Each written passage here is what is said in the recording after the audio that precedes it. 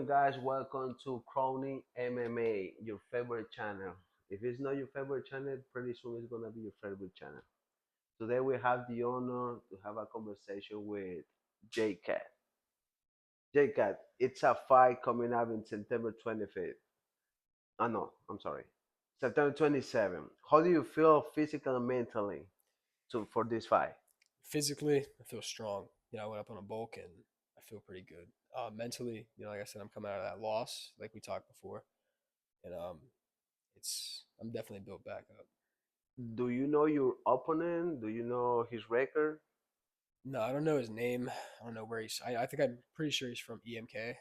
So he's definitely going to be a pretty tough test for me. What's your record right now? My record's 3-1. 3-1. Okay. So in your last fight, bro, you had a loss. Now in this fight, for example, when you gonna jump in the cage again, how do you gonna deal with the fear or with your insecurities? How you deal with that? The fear and the insecurities are always going to be there. It's something that makes you feel human, but you kind of just have to embrace it and go out there. Like I said, get the first jab off and just do what you do. And what round you want to finish your opponent? First round. In the first round? First round for sure. When you walking out to the cage, what you feeling in that moment? And what song would you like to walk out? Everybody knows that I walk out the Drake. That's my ritual. Is I walk out the Drake. I might switch it up and walk out to Little Baby. We don't know yet, but it just depends. I walked out the headlines. I walked out to Over, and then I walked out to Hell Yeah Fucking Right. At first, and then I think I might switch it up and go Little Baby. But when you're walking out, man, it's really cool. It's surreal. It's so it feels like you've been there before. It's almost nostalgic. And bro, and the Valhalla walkout, it's amazing, bro, because all the fighters they coming behind yourself, like supporting you. That's a cool Yeah, we thing, got a man. little trail, and they're all yelling and everything. Right? That's a cool thing, bro. And okay, talking about your last fight, bro. You lost by KO in less than 30 seconds. How did you handle that loss, and how affect you mentally, or in what aspect of your life affect that loss? Handling it in general, you kind of just have to take it. You just gotta just take it to the chin and just understand that you're gonna grow from this. Mentally, I was in a dark place. I had to dig myself out of it and just understand that it's okay to lose. You're here to do a job, and sometimes you can't get that job done. Okay. Well, what's your goal as an amateur fighter? Obviously, to be champ. Obviously, I like to hear that. So after you become a champ, would you like to go pro? for sure. The main objective is to go pro and to get to the UFC as fast as possible. And if that concludes as many first round finishes as I can, that's what it's going to take. Nice. So right now, and what is your weight class? I fight at 205 light heavyweight. 205. If one day eventually you go pro, you're gonna keep the same weight class, or No, I think whenever I'm comfortably walking around at around 180, 185, maybe 190 pushing it, that's when I'll decide to go pro, and I'm gonna be fighting at 170. um, after you become a champion, what kind of legacy would you like to leave in this sport? The legacy I'd like to leave is no matter what you do, like I said before, if you come from the top, bottom, middle, you can do whatever you put your mind to. Uh, Tell me about your experience in biology. That gym is something. I walked in that gym, man. I was big, and they welcome me in like a family, and now I'm a part of that family, and there's no other gym I'd rather train at. How is that relation between you and the sensei? He's like a father figure, man. He keeps me almost at a nice medium ground. He keeps my head high. Makes me confident and makes me confident in my skills and my abilities. But he also humbles me in the way that my head doesn't get too big. How is that relation between you and your partners in the gym? My training partner, you got 6'3", you got Sean, you got Maui, Daniel, Ray. You got all these guys, and they're definitely gonna be brothers for life.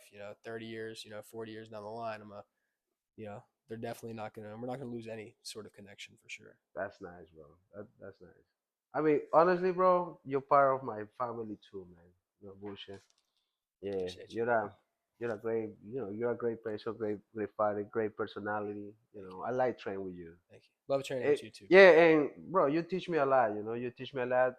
Training with you, you show me, you show me, what is my weakest spot so I can work and be better in my training as well. And don't get it mixed up. You show me some things I need to work on too, man. Okay, I will. Bro, I saw a picture of yourself, bro, in your Facebook, and you used to weigh 365 pounds, bro, and now you are in 220.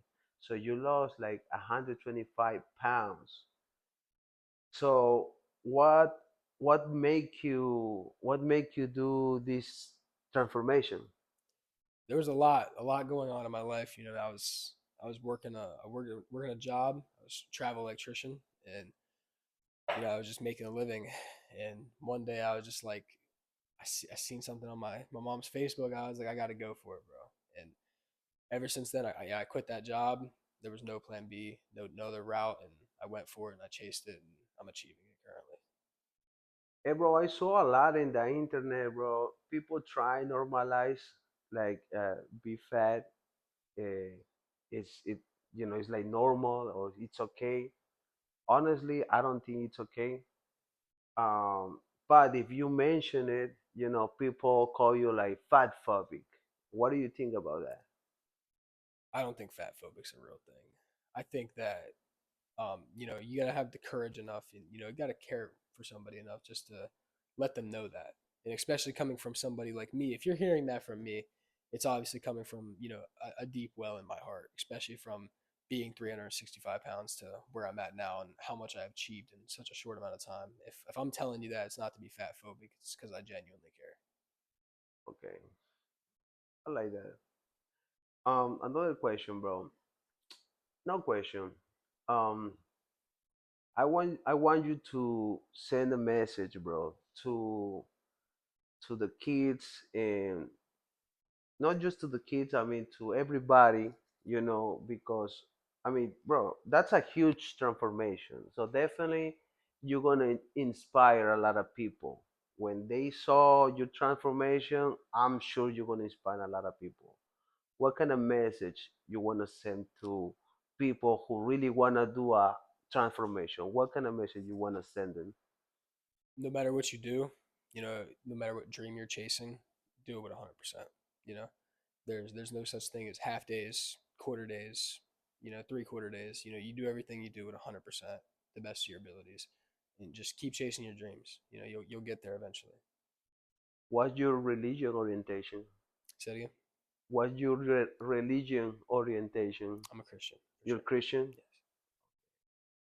That's good, man. I like that. I mean, I'm not Christian, but I respect a lot people with a religion orientation, because I think it's very important to have a relation between you and God. I think that's really important. I think the relation between you and God, that what really feel feed your soul. Of course, yeah. I mean, doesn't matter what religion you come from. I have no bias against anything. So if you believe in something and I believe in something different, I believe that you should believe that with your whole heart, because you never know if that person is waking up that day just for the reason of that religion. So you should always take an accountability what somebody's feeling on the inside. That's a good way to see it, bro. And hey, thank you for the talking, thank you for the conversation. Anytime, man. Good Anytime. luck for your fight. I hope you win. I know you're gonna win. I see you training, and I'm gonna be there supporting you, bro. Appreciate you, man. And all right, guys, thank you so much, and don't forget subscribe to my channel, bro. Y'all Or better I send you subscribe. J-Cat to punch in the Y'all face. better subscribe. All right, see you later.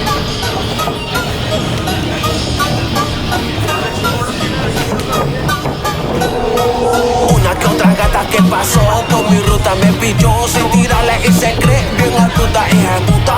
A mí no me gustan las brutas, yo prefiero la que se quede en casa y es inteligente. La que está más con cojones es un delincuente. Yo ando con un rolet de embuste, porque de embuste es el tiempo. De conocimiento me alimento. No me ronques, que son de oro tu cadena. Cuando la cadena la usaban los esclavos, mejor háblame de trabajo, de business, de octavo. Dame tu buenos consejos, que todito me lo clavo en la calle. A mí me llaman Joaquín, yo nacido de Nacho, el perico bim bim, comiendo papa con chicken wing. Me di cuenta que la humildad brilla más que un bling bling. Leal, real como la brujería, y tengo mi proyecto